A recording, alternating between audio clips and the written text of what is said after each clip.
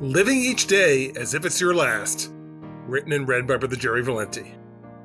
After arriving in Jerusalem riding on a colt, Jesus looks around and becomes emotional as he thinks about what the future holds for this great city.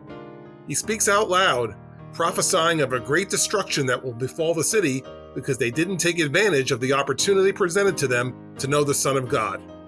He laments to the city, "If thou hadst known, even thou, at least in this thy day, the things which belong unto thy peace, but now they are hid from thine eyes." Luke 19:42.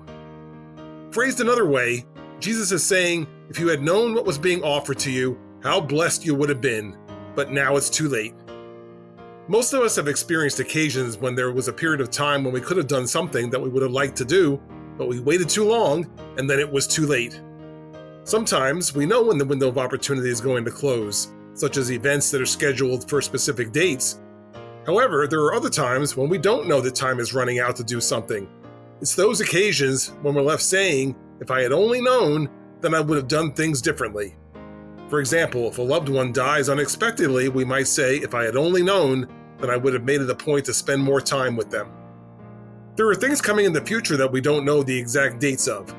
For example, the church has received revelations that the time is drawing nearer that some of the prophecies foretold in the scriptures will come to pass. We've all been urged to prepare and draw closer to God and make more of an effort to live righteously. Perhaps there's still plenty of time to prepare, or perhaps time is running out. If you prepare now, you won't be left saying at some point, if I had known time was running out, I would have been more prepared. And then, of course, there's the day that's surely coming for each of us, which is the day that we pass from this life. For the most part, none of us knows the exact date that this will occur, so we really don't want to put off doing things that are important to us, lest we wind up saying, if it were possible, if I had known the end was near, I would have made sure to have done these things. A saying that is used to express this philosophy is, live each day as if it's your last. Okay, suppose you were able to know when you have arrived at the last day, or that it's near. What should you be doing? First and foremost, you need to make sure that you've made your covenant with Jesus. This is something you can't miss out on, as many in Jerusalem did, so if you haven't done it yet, today is definitely the day. Behold, now is the day of salvation, 2 Corinthians 6:2. After that, you'll want to complete anything that God has given you to do.